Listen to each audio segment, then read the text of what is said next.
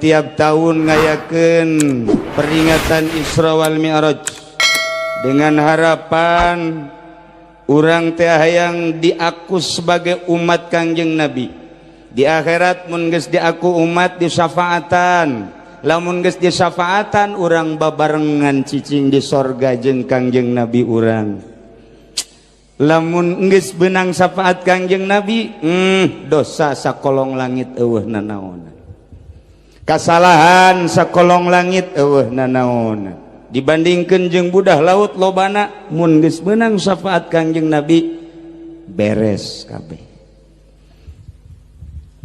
Ti awal urang nyaritakeun Isra ti taun ka taun, ti taun ka taun, tahun kamari simkuring nyaritakeun planet-planet.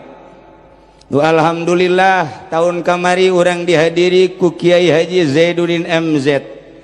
Ketika datang deui ka Rajab, urang terkenang ku anjeunna. Rabu di dieu, seminggu kemudian maut.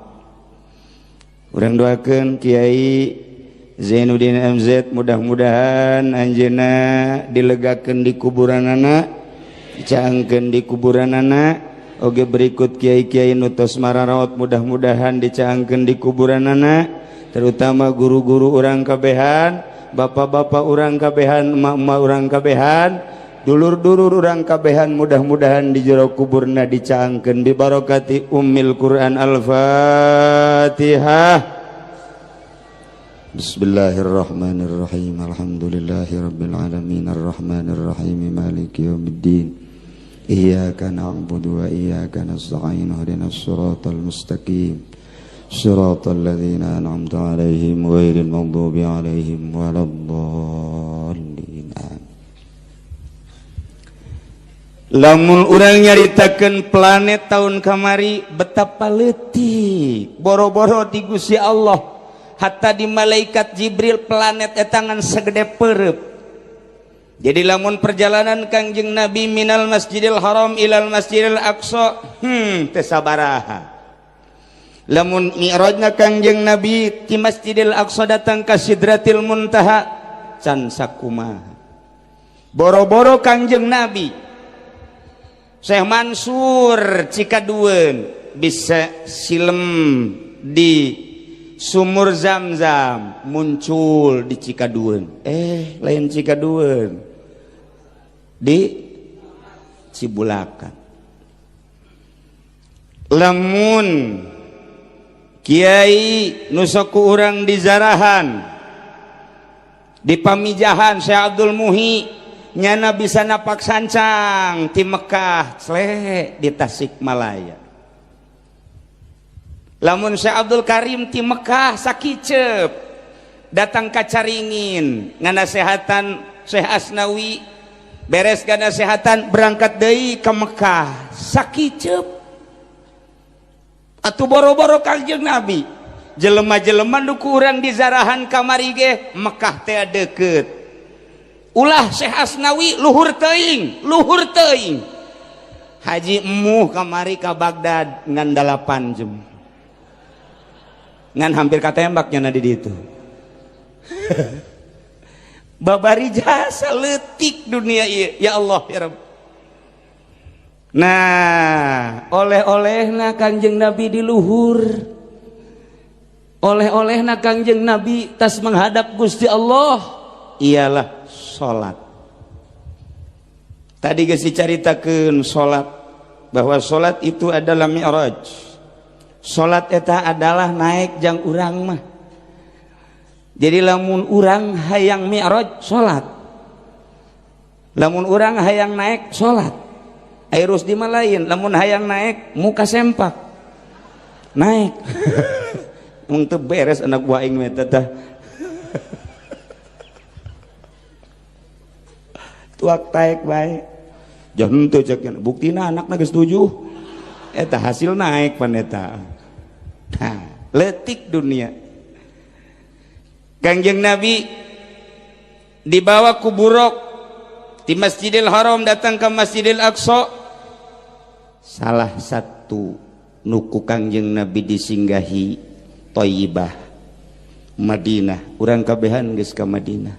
nomor kedua Kufah. Kamari kami kabehan rombongan ningali urut Kangjeng Nabi singgah di Kufah pas Masjid Sayyidina Ali atau Masjid Sayyidina Ali caket bumi Sayyidina Ali aya besi di dinya etalah urut Kangjeng Nabi turun di dinya di Kufah. Masya Allah kagagas. Tah gitulah perjalanan Kangjeng Nabi teh salat. Naon sababna Kangjeng Nabi dibere oleh salat ku Gusti Allah? Sebab Kangjeng Nabi teh begitu di luhur teh ditanya ku Gusti.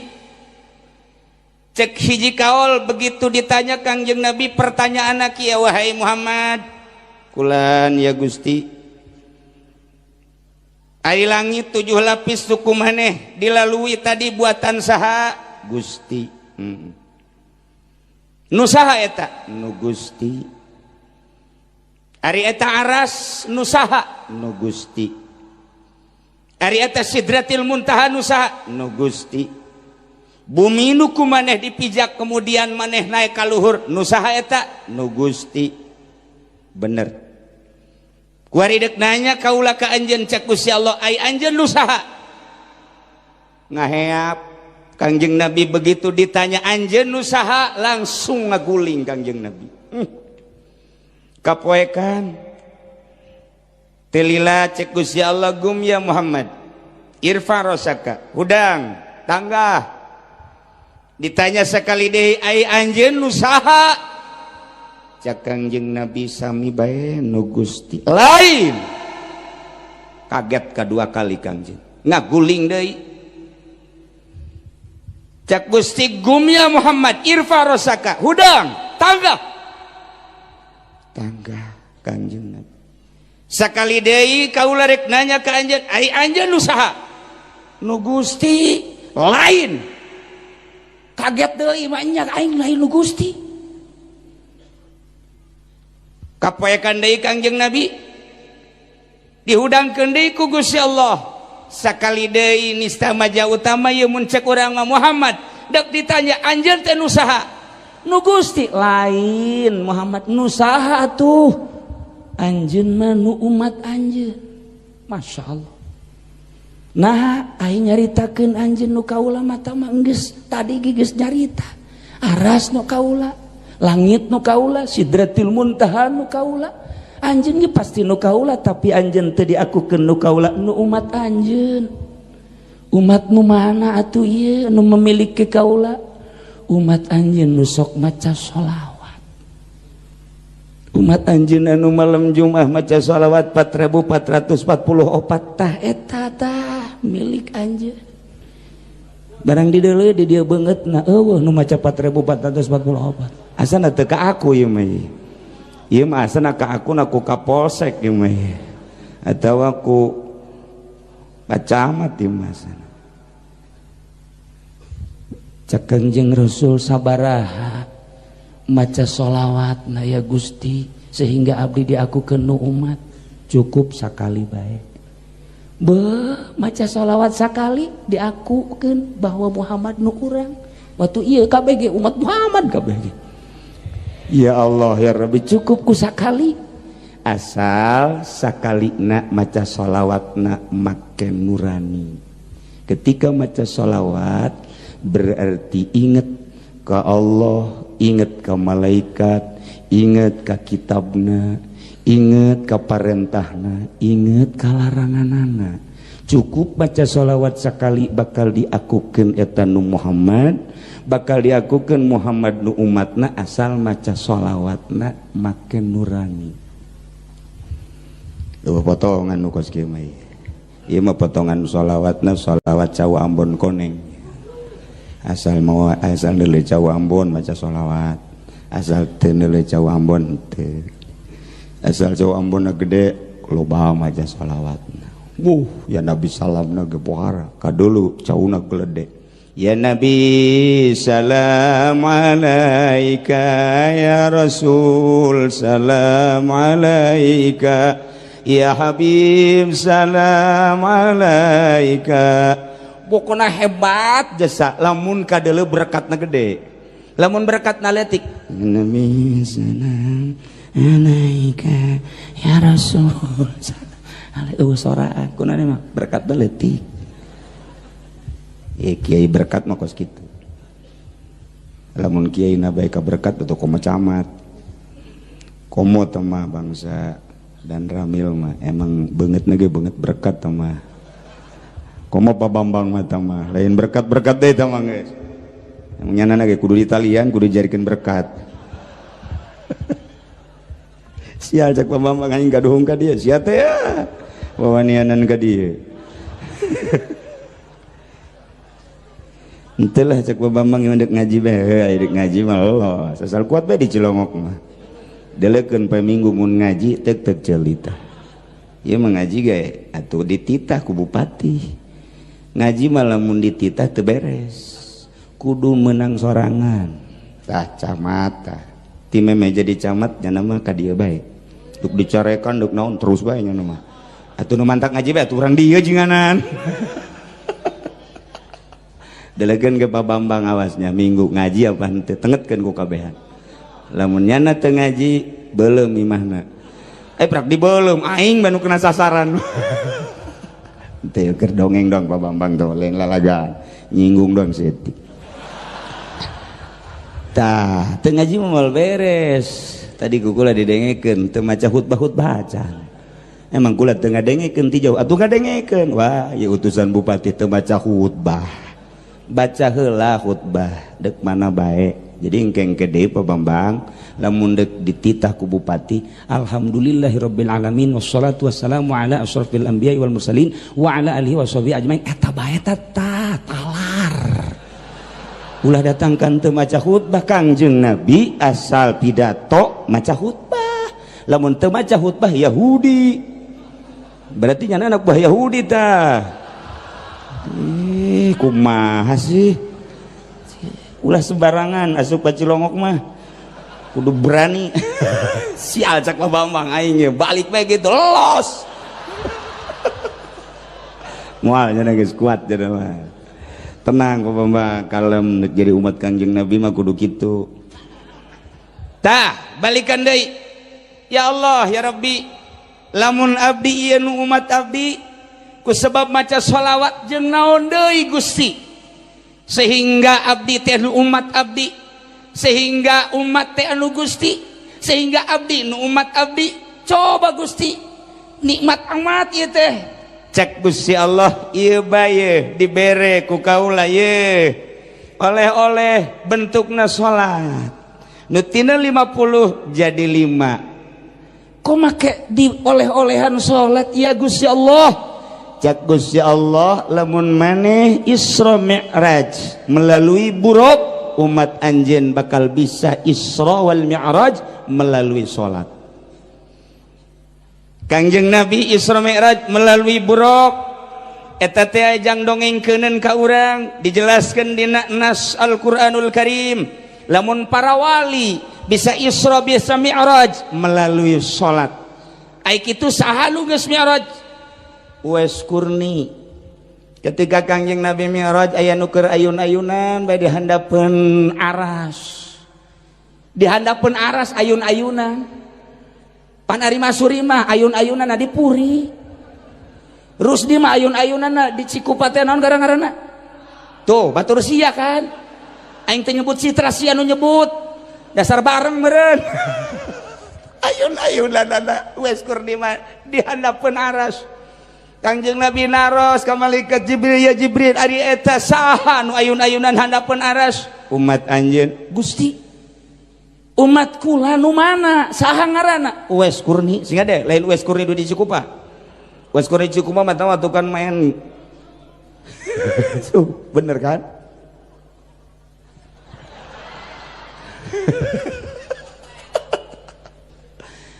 Uwais Kurni urang mana ieu Yaman kok bisa didinya Muhammad cek malaikat Jibril engke sabada anjeun maot manehanana bakal ngalalana bakal kapanggih jeung sahabat anjeun nu ngaran Umar bakal kapanggih jeung sahabat anjeun nu ngaran Ali beu eta istimewa amat ayun-ayunan handapeun aras lantaran pikiranana geus ka Allah bae. Aya umat Kangjeng Nabi nu bisa mi'raj melalui salat. Tah ku ayana sakitu yuk urang babarengan Isra Mi'raj cara Uwais Kurni, yuk urang babarengan Isra Mi'raj nuturkeun Kangjeng Nabi urang. Lamun Kangjeng Nabi mah ngahaja ku Gusti Allah perjalananna seperti nu ku urang geus kama'ruf, urang mah Isra Mi'raj melalui salat. Saha nu endek Mi'raj silahkan salat. Kiai jakula asana salat bae datang ka hideung tarang. Boro-boro Mi'raj. Nu aya mah Mi'raj kabujal deui. Anakan bae tungtungna mah. Ieu Mi'rajna kumaha? Lamun urang hayang mi'raj melalui salat, urang tataan heula awak urang. Lantaran wali bisaeun mi'raj, lantaran para kutubul aulia bisa mi'raj. Mun urang ningali dina Fathul Ghuyub karangan Tuan Syekh Abdul Qadir nyaritakeun mun Kangjeng Nabi mi'raj kula ge mi'raj. Kunaon nu mantap kula nyebutkan mi'raj? Lantaran kula diangkat ku Gusti Allah. Iraha diangkatna ketika kula keur salat. Mi'raj Syekh Abdul Qadir keur salat. Mantak sing ade besi salaki ibu di kamar kebel nangtungna. Eta keur mi'raj. Toel besi paeh di dinya. Isi mi'raj teh paeh. Sebab aya jelema nu nangtung bae horeng modar. Aya nu sujud bae horeng modar. Ta ieu mah mi'raj. Perjalanan mi'raj melalui salat urang bongkar. Di awak urang teh aya kulit. Al-jildu maudhi'ul lahmi. Kulit adalah tempat daging. Al-lahmu maudhi'ud dami. Daging tempat getih. Adamu maudhi'ur ruhin nabati. Getih tempat ruh nabati. Datang kadinya tah eta manusia ngabutuhkeun kadaharan, ngabutuhkeun inuman.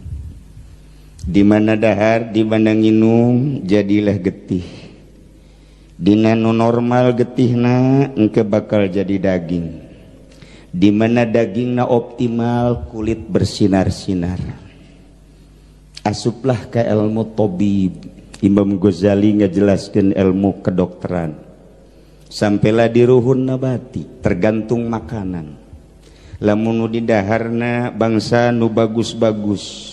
Daging teh totongkol teh bubuahanana bangsa anu bagus-bagus ya apel, cau nu baragus, anggur bakal bersinar kulit. Tapi lamun nu di daharna teri anu tarareas teh, kemudian oncom nu geus bau hapeut teh, dagingna ge atulah dagingna geus geus ieu bakalna kulitna okos rusdi. Hideung kurang bersinar. Jadi tergantung makanan. Datang kadinya lah lamun urang terus-terusan mengamati eta engke bakal naik tina ruhun nabati bakal jadi ruhul hayawani. Urang teh hewan mantek cek ahli mantek mah al insan hayawanun natik. Hewan naon bedana urang jeung kebobeen.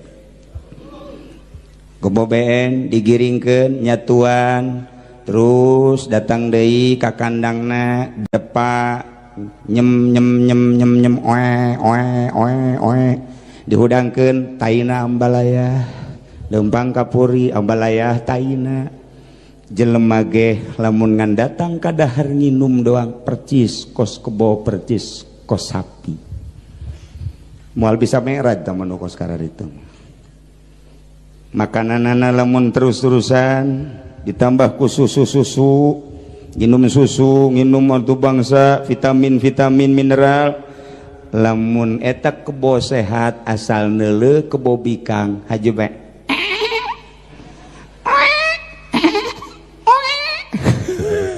lalaki ge teteje mantap kaji Masuri teteh jahe itu menang aya jahe eta kekarak datang ka ruhul hayawani moal mi'raj tamanu kos kitu datang ka dahar nginum sare jauh ka mi'raj mun datang ka dinya paeh neraka bagianna naudzubillah min dzalik mun datang ka dinya tah urang dahar nginum sare modal hardolin dahar modal ulin hardolin moal mi'raj datang ka ruhul hayawan naik wari tina ruhul hayawani kana ruhur ruhani mulai mengenal saha diri urang diri urang teh hamba berarti urang teh ieu teh makhluk lamun makhluk aya khaliq aya nu ngadamel saha nu ngadamel teh sasar terus melalui nas, melalui hadis, melalui ilmu akal, mantek ngarana bakal kanyahoan ke khaliq teh alladzi khalaqas samawati wal ard wa ja'ala zulumati wan nur Allah subhanahu wa ta'ala kakarak mengenal taruhur ruhani ngarana tidinya dikembangkeun ku urang lamun dikembangkeun masantren bakal nyaho wujud kidam bako mukhalafatun lil hawadis qiyamuhu binafsihi sampai selesai bakalnya hong ke syariat hukum Islam rukun Islam bakal nyaho syahadat salat dan lain sebagainya rukun iman bakal nyaho tina ruhur ruhani berkembang nyaho syariat geus wuduna teu meunang sambarangan salat teu sambarangan puasa teu sambarangan zakat teu sambarangan haji teu sambarangan datanglah ka ruhur ruhani di dieu bakal nikmat ibadah ka Gusti Allah ngan encan boga rasa tuh dibagi mulai rada naik nikmat horenganan ya Allah ya Rabbi salat eta ngeunaheun Allahu Akbar artina ngeunaheun teh terasa bahwa diri jadi hamba aya pangeran aya nu ngurus coba ameng moal nyahoeun nya nama coba Yahudi coba Nasrani bingung nu aya coba tanyakeun ka bangsa kafirin bingung tapi muslim mah mukmin mah nikmat sebab aya ruhur ruhani endek kawin masih perhitungan keneh bae si hayang kawin hayang tah aing mawakeun awewe eta tah gelis jasa heueuh aya gelis masantrenna di mana henteu masantren nya mah kaluaran cinglu teu hayang aing ke kumaha engke lamun diajak ibadahna aya ruhanian moal daekeun dibere deta nu eta tah ieu saha ya sesarwit tah urang Cikupa tah barang di deuleu masyaallah bener mantep jasa luar biasa kayak aya masantrenna di mana henteu masantren nya mah sakola doang embung aing kaluaran budak sakola ke teh jaho head get terus bae ke salat cenah head get terus bae ke menta ka salakina merah ya merah geus lah teu beres ya moal lantaran aya ruhani begitu geus mengenal diri dibere awewe aya saha geulis mah teu sabaraha ngan masantren ge aya 10 tahun mah kok kebal nu mantep kebal teu laku-laku iya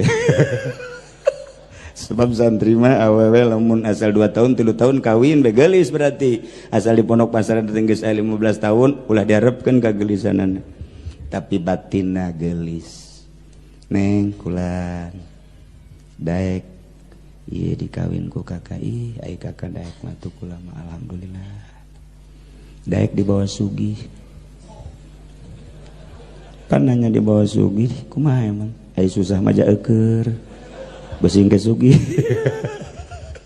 iya tuh daek jasa cek kieu teh geunaheun masyaallah kawin bejeng manehanana isuk-isuk geus nyadiakeun Kak hayang kopi apa susu kula heula aduh cakrus di aing asa nganggang hirup ya mi'raj bisa aing ya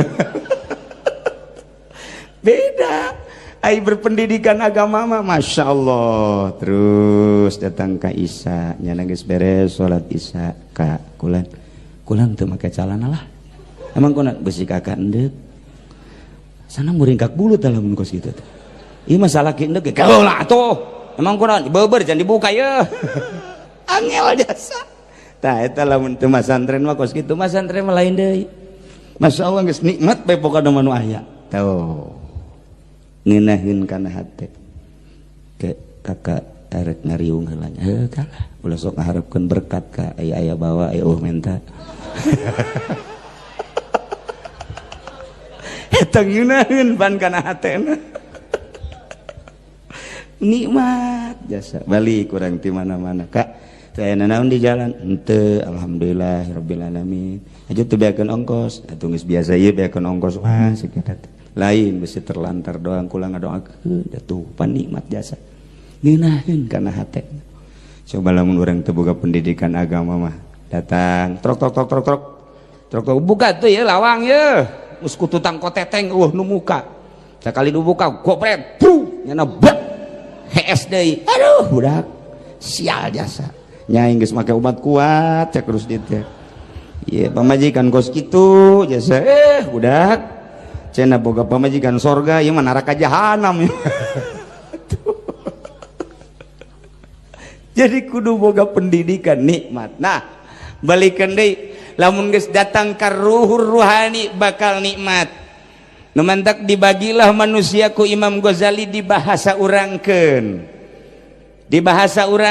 manusia teh kabagi opat hiji tak berlidah tak berhati kadua berlidah tak berhati katilu berhati tak berlidah kaopat berlidah dan berhati Masya Allah Imam Ghazali ku hebat-hebat teh lah cenah eta mah hese bahasa batur bahasa parahyangan aya di Bandung kumaha ca bahasa Bandungna kieu manusia kabagi opat aya anu murah bacot murah congcot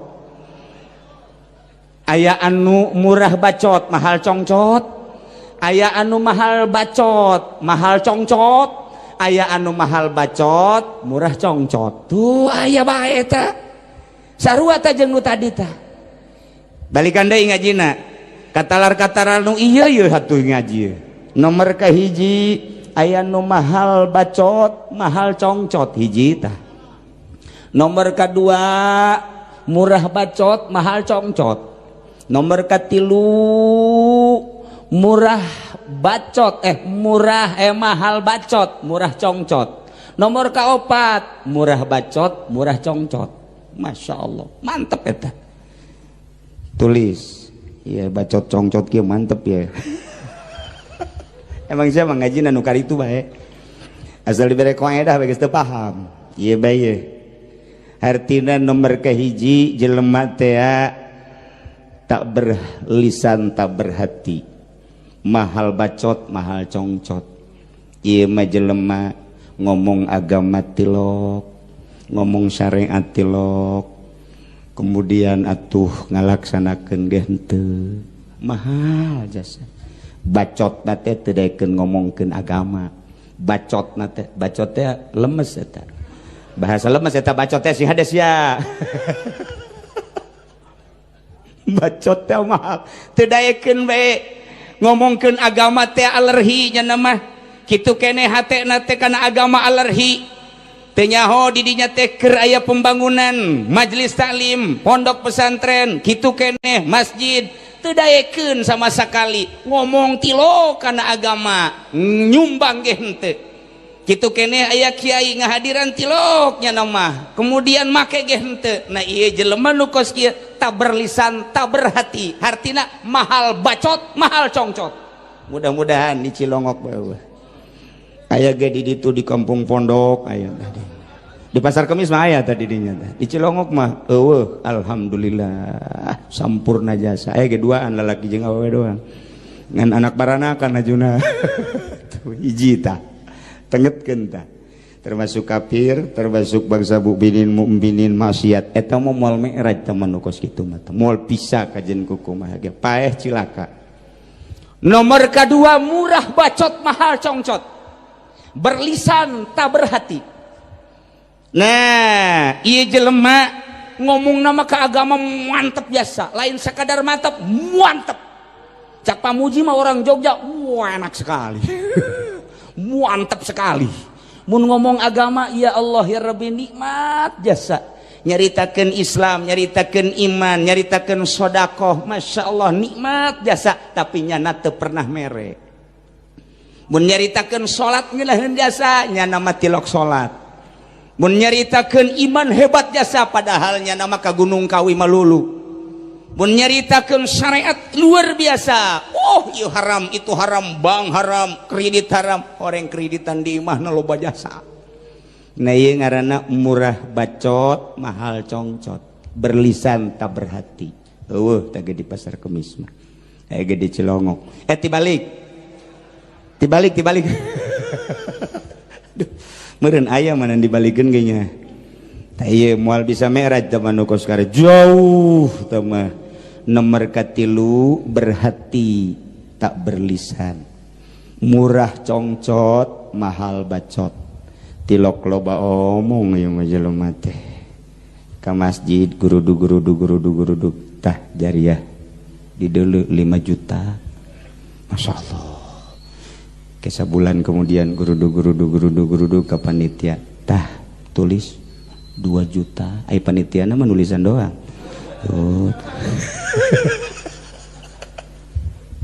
Eta lamun ka agama nyana ngadengekeun bae cak kiai teh kudu salat, nyana teu loba omong datang ka imah langsung salat. Cak kiai teh kudu salat tahajud, teu loba omong nyana ngajak henteu ngomong henteu ngadatang ka imah terus we tahajud. Tah ieu mah istimewa ye jelema nu kos kieu mah ye teu loba omong tapi hatena bagus. Tah lamun urang neangan pipa majikanin ge kos kieu ye ulah nu loba omong tapi anu hatena ngeunaheun. Nu terakhir mah murah bacot, murah congcot. Berlisan dan berhati. Ngomong agama bisa jeung sering ngomongna ngaji lantaran paham dina bab agama. Di mana aya kesempatan nyanangan nasehatan lillahi ta'ala, bacotna bagus, congcotna gede, hatena bagus, lisanna bagus, hatena bagus. Ialah waliyun min auliyaillah. Aya kesempatan ngaji nya mah geus teu pandang bulu saha ta saha, diajakan ka Gusti Allah dengan ilmuna anu luar biasa. Teu mamrihnya nama dek nyerieun atawa ndak henteu ngajak bae, diomongkeun los sadaekna, dicaci dimaki teu aya pengaruh. Lantaran jelema kos kitu mah geus ka Allah bae hungkul. Dicarekanan nya ku batur tetep bae, terus bae nya mah. Diciduhan terus bae. Pokoknya terus bae nya mah nganasehatan jelema nu dideleungan Allah doang, dibekali ku ilmu nang ti Gusti Allah. Nyana geus boga ilmu na mantep jasa, geus ilmu syariatna aya, ilmu torikatna aya, geus datang ke hakikat. Nah iyalah jelema nu kos kieu ye anu bacotna terus-terusan ngomong di hareupeun raja ngomong bae, di hareupeun polisi ngomong bae, komo di hareupeun hansip mah geus eueuh nanaonan. Pokoknya diajak terus ka Gusti Allah, salahkeun, benerkeun teu pamrih. Nyana diomongkeun galak sadaekna jeung sacablakna, nyana diomongkeun tabat teu beres kiai kajen teuing. Pokona terus bae ngajak lantaran asa katitipan ilmu ku Gusti Allah. Ajakan jelema daek jeung teuna lain urusan maneh, urusan Gusti Allah. Iyalah murah bacotna, congcotna luar biasa hatena. Lantaran lain semata-mata nyarekan, lain semata-mata nganasehatan anu galak, tetapi nyana neuk mukakeun hate melalui ilmuna supaya wauheun ka Gusti Allah. Lantaran di pabrik bae mah teu wauh ka Gusti Allah, lantaran di kantor bae mah jauh ka Gusti Allah, lantaran di tempat-tempat nu kos kare itu mah eueuh Allahan di hatena. Nailah teu asa didelekeun ku Gusti Allah, perlu dibentur jelema kos kitu mah. Lamun perlu didoser jelema kos kitu mah. Ta ieu teu mamrih contona wali-wali Allah Subhanahu wa taala, bacotna murah melalui ilmu. Ye congcotna ge luar biasa, hasilna pohara berlisan dan berhati. ketika manusia geus datang ka ruhur ruhani hiji deui naik ka ruhur rohmani. Ketika geus naik ka ruhur rohmani dengan cara ninggalkeun dunia. Dunia nu ku urang kuari di deuleu ditinggalkeun, hate nu ninggalkeun. Ulah resep ka Avanza, ulah resep ka Scoopy, ulah resep ka Mio.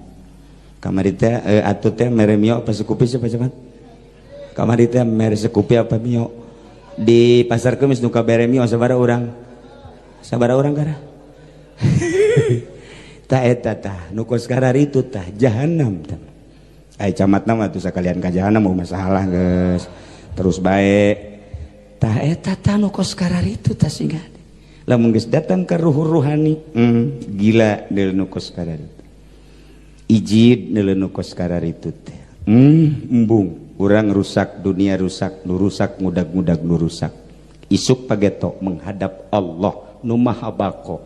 Ruh urang lamun urang geus datang ka ruhur ruhani nikmat jasa. Begitu di sidang ku Gusti Allah, maneh datang ka kaula sumuhun. Aya nu dilepaskeun ku maneh aya. Naon? Dunia abdi mah henteu resep. Bener maneh teresep? Bener. Tanda teresep kumaha? Dikorbankeun pake lillahi kalimatillah. Tanda teresep deui naon? Nalika leungit abdi mah henteu pernah neangan paling ge ka dukun. Bloon ieu mah. Bloon tah. Eueuh. Maneh resep ka jabatan henteu. Tapi pan maneh menyandang jabatan anugerah ti Gusti. Dipake naon eta jabatan? Pake lillahi kalimatillah. Tanda lillahi kalimatillah naon? Kula ngajakan masyarakat di jalan anu bener. Pan eta cenah aya sogokan, bongan saha tama masyarakat nu nyogok. Aju maneh narima. Ya deuk kumaha deui atuh? Sarah sia goblok. Neraka sia mata kos kitu. Bangun bener tapi henteu. Emang pejabat kuari mah bener. Eueuh, dedeleuan urang teh eueuh. Tapi di tengah-tengah nu bener sok aya cal bae nu bener. Rusak dunia cal Gus Dur. Masya Allah. Miskinnya nama jadi pejabat jadi raja teh. Ari dan Ramil mobilnya bagus jasa. Ngelehkeun raja. Miskin, Najed miskinnya nama jadi raja. Teu bogaeun mobil mewah. Aduh, camat bagus mobilnya. Ih cuma teman sang hutang kayak itu maksakeun teuing. Maka jeung ngahutang sagan teu teman nang pamere cek mana teh. Nang pamere saha? Eta mah nang nyogok atuh sia teh. Sebalikan deui bae. Eueuh nu kaluar tina sogok menyogok. Kiai na ge disogok. Tan mentek kula mah ieu hayang ngamankeun manusia tina sogok-sogok terutama kiai bae. Dek calon bupati ya ulah daek kasogok jangkege ku Gusti Allah nu geus jadi mah geus aya di Lauhil Mahfuzna nu geus bakal jadi naho teuing pamaptuh nyaho teuing zaki nyaho teuing nu awewe nu endek calon teh kuari geus bebeja ka kula aya hiji awewe nu endek calon bupati ye sakaraha bae eta kan aya geus bebeja aya 4 ti kandidat teh aya di dinya ta Deden geus ulah teh mah ulah narima pamerena adapun milih ka mana bae tah eta coba cacing teger cak kadang pahit banser pahiteun jasa ye banser pahit cak cenah teh mah tuh kos kitu mah lah sakalian moal milih mah milih bae jang urusan negara ngan ulah ge sogokna tah cek Pak Bambang ieu mah hampang jeung cenah kos kieu artina milih mah milih tapi ulah daek disogok eta ngeunaheun teh mun kabehan kos kitu cek Pak Bambang geus lah kiai ulah disogok tah mah nujang kiai kakulakeun wae leuwih antep tah Pak Bambang nah iya balikan deh ya tah kuari geus datang ka ruhur rohmani teu hayang dunia teu hayang jabatan. Contoh bae heula contoh panjang teuing lamun ku urang dibahas contoh hiji Rubaiatul Adawiyah kunaon nya bisa mi'raj ka luhur langit ka Sidratil Muntaha lantaran nya ngadoana kieu ya Allah ya Rabbi lamun abdi dipasihan dunia ku Gusti dunia nujang abdi bikeun ka kafir hiji andai kata geus dibikeun ka kafir lantaran kafir mah beujeuhna dibere dunia abdi mah ulah andai kata Gusti mere sorga andai kata Gusti mere sorga ka abdi Sorga pangbikeun kenjang mukminin mukminat sebagian abdi mah geus teu hayang ka sorga. Hayang ka mana atuh cak Gusti Allah? Abdi mah hayang soteh kanu nyieun sorga Allah. Tah doa teh geus kos kitu. Balikan deui doa Siti Rubaiatul Adawiyah. Ya Allah ya Rabbi, andai kata abdi dibere bagian dunia abdi Gusti pangbikeunkeun ka kafir. Ulah dibikeun ka mukminin besi jadi berateun ka kafir bae bejeuna kafir mah dibere dunia lantaran kafir mah sorgana dunia. Andai kata abdi dibere sorga Gusti sorga abdi jang mukminin mukminat anu teu kabagian abdi mah teu kudu dibere sorga. Cak Gusti Allah saha atuh hayang naon maneh? Abdi mah hayang ka Gusti bae. Saat doa eta lah dengan kemurnian hati maka ruhur rahmani ya Rubaiatul Adawiyah ta'ali kadieu mi'raj Siti Rubaiatul Adawiyah tak tak tak awewe jadi waliyatullah. Ya Allah ya Rabbi Tuhan Syabdul Qadir ketika manehana ngagadoa Gusti abdi teh ibadah melalui syariat geus ditinggalkeun ku abdi syariat. Gusti abdi ibadah melalui thariqah ku abdi geus ditinggalkeun thariqah. Abdi teh geus datang ke hakikat Gusti. Dunia geus ditinggalkeun ku abdi, jabatan geus ditinggalkeun ku abdi. Hiji deui abdi teh sakadar akhirat, sorga pan sorga ge buatan Gusti. Gusti eta sorga teh jang murid-murid abdi bae abdi mah teu hayang ka sorga. Hayang ka mana anjeun hei Abdul Qadir? Abdi mah hayang teh ka Gusti bae. Hiji bae ka Gusti nu nyieun dunia jeung akhirat. Ketika doa eta lah dilantunkeun Tuhan Syabdul Qadir dimi'rajkeun ku Gusti Allah ta'ali iya Abdul Qadir. Sanggup urang ngadoa kos gitu? Gusti lamun aya dunia pi abdieun misalnya Haji Mansuri ya. Haji Mansuri ngadoa Gusti andai kata dunia aya bagian abdi dikeun bae ulah ka kafir ka tatangga-tatangga. Sanggup teu Haji Mansuri kamu? Tuh nya geus seuri bae teu sanggup. Malah mah Gusti mun aya nu abdi nu tatangga ge kadiekeun. Beres gas. Ieu doa boro-boro sorga ieu mah dunia ge bahkan kieu meureun Haji Mansuri mah Gusti sakieu ieu dunia abdi itu mah loba kadiekeun bae saeutik nu itu ge kadiekeun bae saeutik nu itu mah kadiekeun bae jadi Firaun ya teh mah kadaanan cara Siti Rubaiatul Adawiyah kadaanan cara Tuan Syabdul Qadir geus puguh Kangjeng Nabi mah Allahumma inni as'aluka miskinan ya Allah miskin nu dipake ka hayang sebab melalui miskin bisa mi'raj. Tuh doa-doa para wali Allah bisa mi'raj ka luhur. Maka ketika sholat Siti Rubaiatul Adawiyah ketika sholat Tuan Syabdul Qadir Allahu Akbar maka ruhur rahmani di jero hate teh eueuh dunia di jero hate teh eueuh jabatan di jero hate teh eueuh sorga di jero hate teh eueuh bidadari nu aya teh adalah Gusti Allah. Di hari tak langsung tek dimi'rajkeun ku Gusti Allah dirina kadeuleuk kurang nangtung bae padahal ruhna keur mi'raj ka Gusti Allah sehingga berhadapan jeung Gusti Allah dina alam eta ditanya ku Gusti Allah ya Abdul Qadir tungkul rek nanya naon anjeun cek Tuan Syabdul Qadir ayu amalin aqrabu ilaik amal naon nu bisa ngadeketkeun ka Gusti cek Gusti Allah as-salat salat ya Abdul Qadir ilham ieu teh bentukna mun ka para rasul mukjizat lamun ka wali adalah ilham nah karomah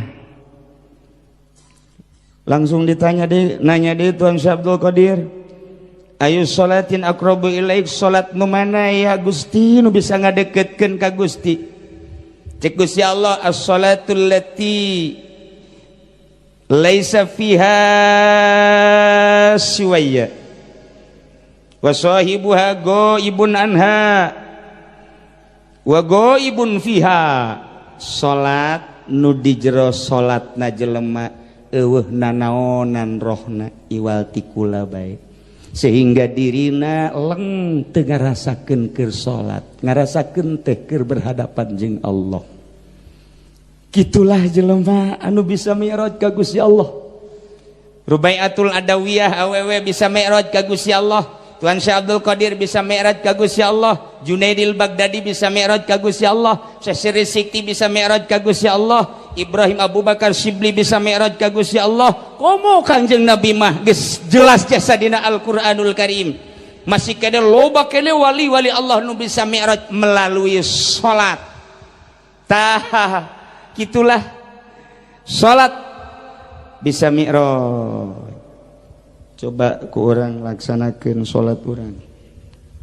Camat mah moal bisa ya. Dan Ramil moal 1000% moal bisa. Kapolsek moal ngurusan periwit bae geus cenah geus. Moal bisa bae kajen. Pak Bambang ge jauh. Moal bae pokona masih kana jasa sekretaris moal bae geus pokona. Anu bisa mah nu geus boga pagaweanna naon nu kolot Haji Adung. Haji Adung mah bisa ya. Cicing sugan teu keur mi'raj. Paringanan eta nu ngontrak di hareupeun urang Lampung putih amat. Tolol teu kolot-kolot coba.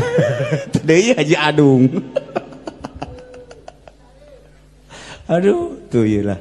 Mi'raj panjang teh caritana ieu keur carita globalna, maka jadikeunlah diri urang manusia murah bacot, murah congcot. Kita sok pakai surah guru kula di Garut mah.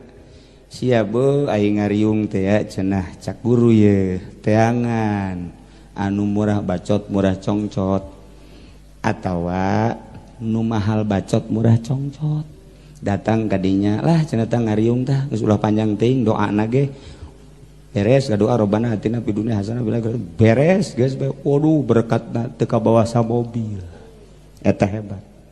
Aya deui ngariung biasana di pamarentah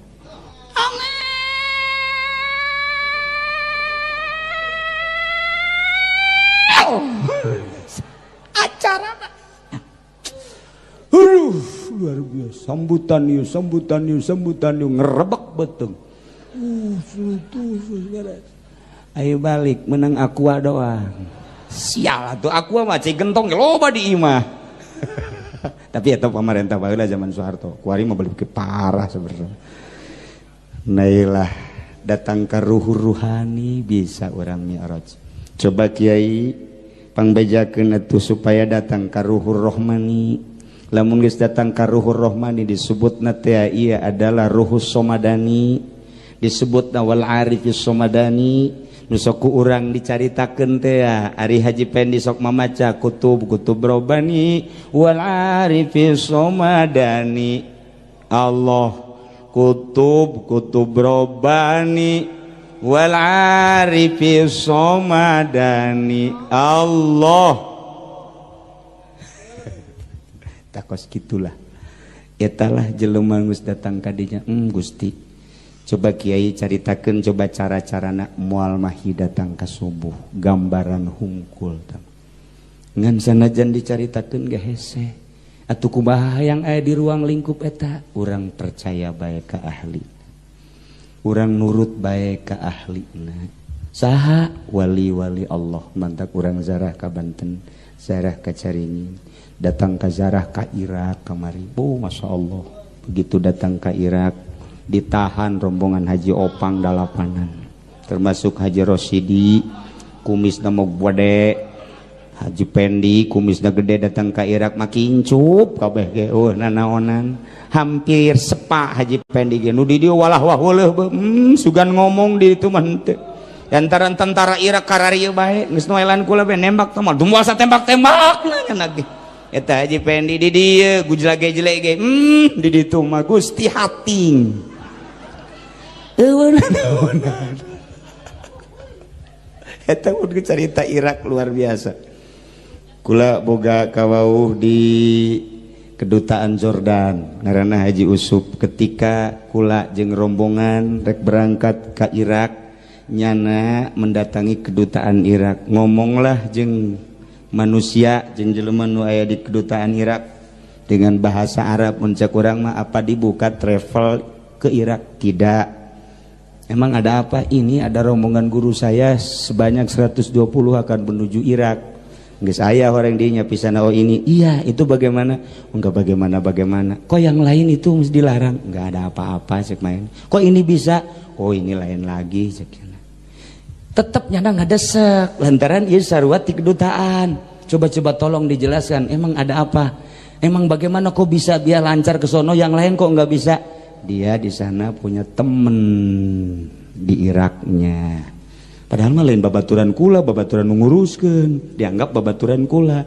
Jadi sudah ada yang menanggung jawab di sana. Kuari di dia dekat Irak, datang ke bisa bagai jago. Hese dipersulit orang Irak nabai dekat Irak hese. Barang datang ke Irak, budak lapangan terbang Irak teh, mobil mewah, nanaon, sakumaha naon nutas di boman teh, hening, suara naon-naon. Orang datang kadinya nyalapa, nya tentara sararem jasa. Barang ieu lulus, aya rombongan nu teu lulus, ieu si kumaha ditangkep tamual ieu. Tah ieu horeng dek nembongkeun ka rumah Tuan Syah Abdul Qadir. Begitu datang ke hotel, kula ngutus, lain ngutus ngomong coba minta bantuan, eta lah nu ngabantuan keturunan ti Tuan Syah Abdul Qadir Al-Jailani. Malam eta keneh langsung datang ke hotel, rangkulan careurik sakumaha nu tas ditawan ku Amerika. Haji Opang ge di ditu mah kuru. Barang balik lintuh deui. Gusti Allah doaku. Ilah cerita datang ka wali-wali Allah, datang ka Tuan Syah Abdul Qadir Al-Jailani nu kurang osok di dunia kabeh eueuh anu leupas hadiahna ka Tuan Syah Abdul Qadir. Dunia Mesirna, Syriana, Yamanna, Pakistanna, Bangladesna, India, Indonesia, Malaysia, kabeh eueuh nu kaliwat mun hadiah ila ruhi sultanil aulia mancanagara jasa. Datang ka ditu asa aya. Gusti, mun kukula dibacakeun saha jelema nu datang ka kuburan kula cek Tuan Syah Abdul Qadir. Panjang ta dongengna dina kitab Fathul Ghuyub. Masya Allah, teu sembarangan nu bisa datang ka kuburan kula, lamun lain aya catetana di buku kula. Ya Allah, adang mah adang nu mangmeulikeun tiketna aya, jelemana gagah jasa. Luar biasa, baju rorengna ge boga 12 nya. Geus aya nu ngabiayaanan, diperjuangkeun teu berangkat. Rusdi ditawaran di daya ka Irak, embong aing bisi paeh cakna teh. Embong.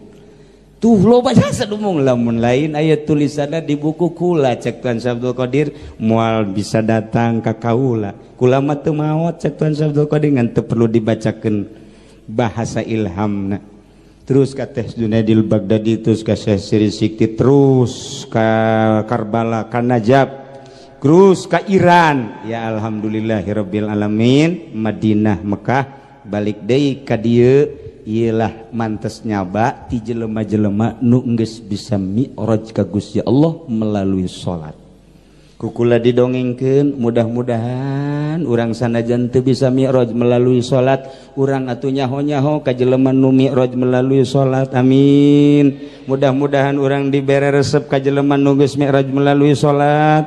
Mudah-mudahan urang dibere cinta ka jelema-jelema nu bisa Isra Mi'raj melalui salat, sehingga urang aya dina beungkeutan anjeunana jaga di yaumul kiamah. Lantaran cek Kangjeng Nabi, cek Kangjeng Nabi, yasfa'u yaumal qiyamah salasah, bakal nulungan jaga di poe kiamat 3 golongan manusia. Nomor kahiji al anbiya'u, geus jelas sama para nabi, para rasul. Nomor kedua al ulama wal ulama'u, nomor katilu wasyuhada'u, 3 jelema eta nu bakal nulungan saat orang ditimbang.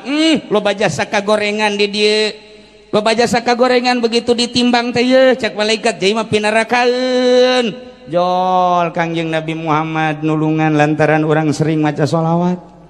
Yo tilok maca sholawat da ke Kangjeng Nabi teu wauhun. Pan urang lamun maca sholawat pak kuari sholawat orang jadi malaikat laporan ka Kangjeng Nabi. Waalaikumsalam. Saya abdi sholawat ti saha? Ti Pak Camat. Camat mana? Camat Pasar Kemis, Pak Asep. Pan jore amat teu husu sholawatna sakieu. Jore bentukna ge. Sia cek Pak Asep teh. Dia teh bang sialnya nama. Tah, maksud teu Pak Bambang maca sholawat datang ka ditu. Pinclang sholawatna. Cek Kangjeng Nabi teh ieu saha? Sholawat teh saha? Pak Bambang pan pinclang. Atuh bari lurak lirik ka jahe nya nama. Teu beres Pak Bambang maca sholawat. Teu beres. Lamun maca sholawat teu khusyuk, inget ka dunia, inget ka jabatan, inget ka awewe, datang ka ditu nya jore, nya jobet, nya pinclang. Barang datang mah ieu sholawat saha bagus amat. Masuri panduh matana pakai nili jahe bae jore deh bae iya saya sholawat iya mah sholawat terus di ganteng amat sih ya ngan letik sholawat orang jadi malaikat kan itu sing hade dementek seringan maca sholawat dilaporkan ke Kangjeng Nabi ketika orang ditimbang engke aya kagorengan aya Kangjeng Nabi cak urang teh kok Kangjeng Nabi nulungan abdi pan anjeun umat kula pan abdi diaku sebagai umat pan loba maca sholawat kok tuan loba pan malaikat setiap sholawat jadi malaikat nah kemudian laporan ka kaula geus numpuk triliunan malaikat kula leuwih nyaho masya Allah nikmat jasa tuh itulah hiji ambia para rasul nomor kedua ulama iya bisa nyapaatan cak Kangjeng Nabi yasfa'u yaumal qiyamah salasa hiji al anbiya dua al ulama nu mana ieu nu bisa nyapaatan apa ulama Golkar hating boro-boro nyapaatan nya geus sapaataneun moal bisa tuh apa ulama proposal geus numpuk jasa di kabupaten lain proposal kos kitu teh teu bagus lain ulama ul akhirat mah ulama nu mana tuh ieu ulama nu tadi teh nu bisa mi'raj ka Gusti Allah melalui salat etalah ulama nu bakal nyapaatan katilu syuhada anu gugur ni bedan laga anu memperjuangkan agama Allah etalah nu bakal nyapaatan ka urang sebagai umatna ja eueuh di hadis sugan yasfa'u yaumal qiyamah bakal nyapaatan di poe kiamat ka umat manusia ka hamba Allah sugan aya bupati sugan aya camat sugan aya kapolsek sugan aya dan ramil presiden ngan tilu bae yasfa'u yaumal qiyamah salasah bakal nyapaatan teh tilu tengepkeun komo lurah mah jauh mah RT atau komode RT kecuali RT Cilongok RT Cilongok mah geus teh kudu disapaatan hiber sorangan nya geus Kacitra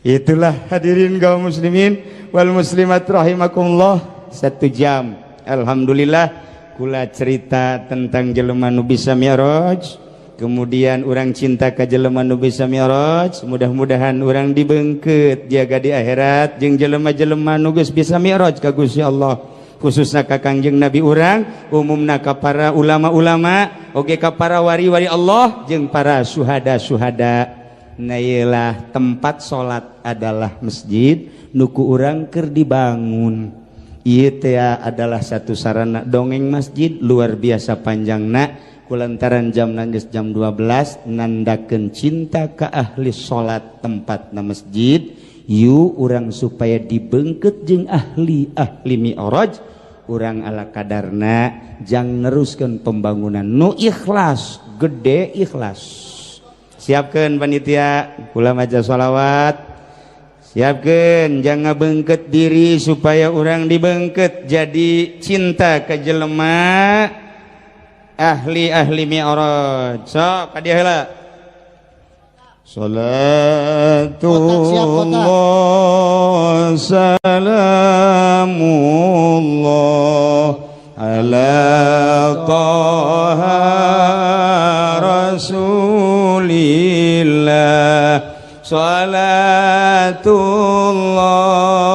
salamullah ala yasin habibillah Salatullah salamullah ala taha rasulillah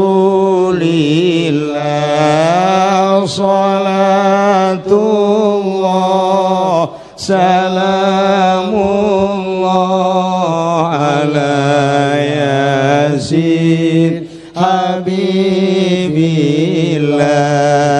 tawassalna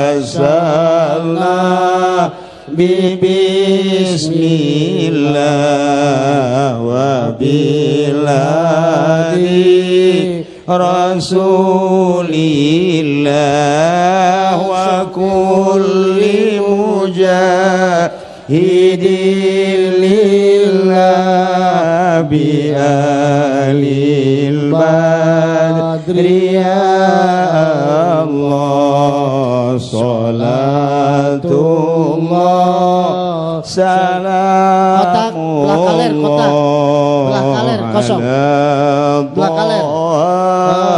Rasulillah salatullah salamullah ala yasin habibillah tawassalna bismillah wa biladi rasulillah wa kulli mujahidin lillah bi alil badri ya Allah salatullah salamullah ala taha rasulillah salatullah salamullah ala yasin habibillah tawassalna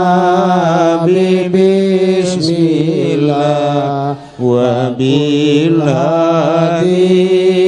rasulillah wa kulli mujahidin lillah bi alil badri ya Allah salatullah salamullah ala taha rasulillah salatullah salamullah ala yasin habibillah tawassalna bismillah wa bilhadi rasulillah wa kulli mujahidin lillah bi alil badri ya Allah salatullah salamullah ala taha rasulillah salatullah salamullah ala yasin habibillah. Para jamaah kaum muslimin wal muslimat rahimakumullah, dina Rajaban ieu ti awal tepi ka akhir alhamdulillah sim kuring ngajelaskeun tentang ayat walaqad ra'ahu nazlatan ukhra inda sidratil muntaha. Jelas Kangjeng Nabi naik ke luhur langit sehingga ningali rupa malaikat Jibril nu asli. Didaharti ku bening na jiwa urang bisa mi'raj, ku ayana sakitu bersihanlah jiwa urang. Teu mampu 100%, 70%, teu mampu 70%, 60%, teu mampu 60%, 50%. Usahakeun untuk kebeningan jiwa supaya ulah aya ria, ulah aya ujub, ulah aya takabur, ulah aya hubul jah, hubur riasah, hubus sum'ah jeung panyakit-panyakit batin nu lainna. Abeh urang bisa nikmat ibadah engke kanyahoan ku urang ngeunaheunana ibadah ternyata setelah bening hati.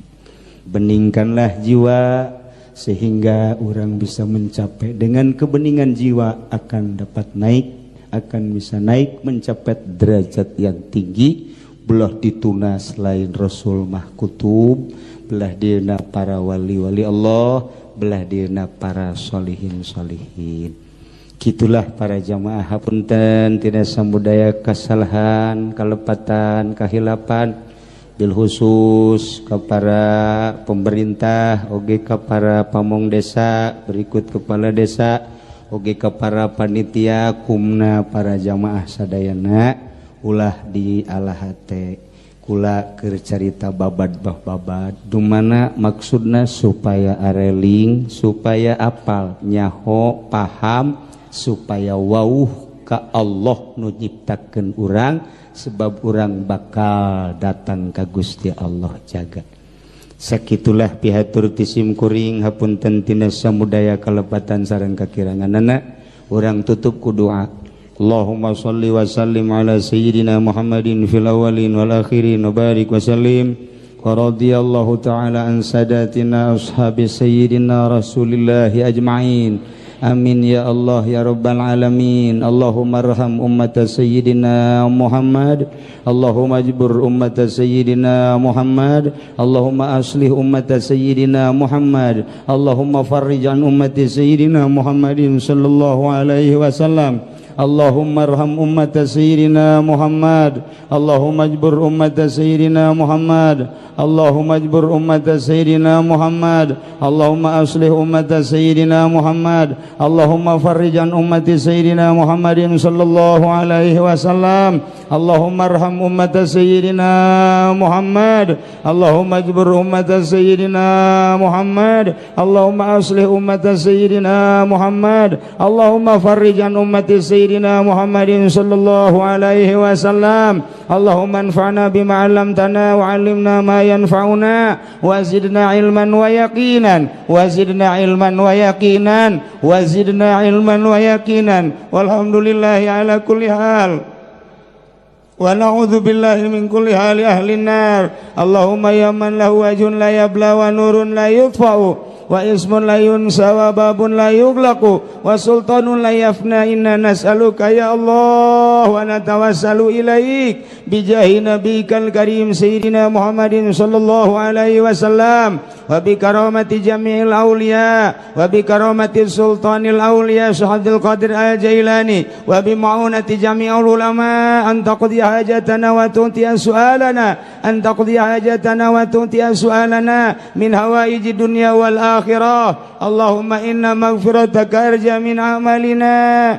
wa inna rahmataka awsa'u min Allahumma inna maghfirataka arja min amalina wa inna rahmataka awsa'u min dhunubina. Allahumma illam nakun ahlan an nablugha rahmataka ya Allah fa rahmatuka ahlun an tablughuna li'annaha wasi'at kulla shay'in ya arhamar rahimin. Rabbana taqabbal minna innaka antas sami'ul alim wa tub alaina innaka antat tawwabur rahim.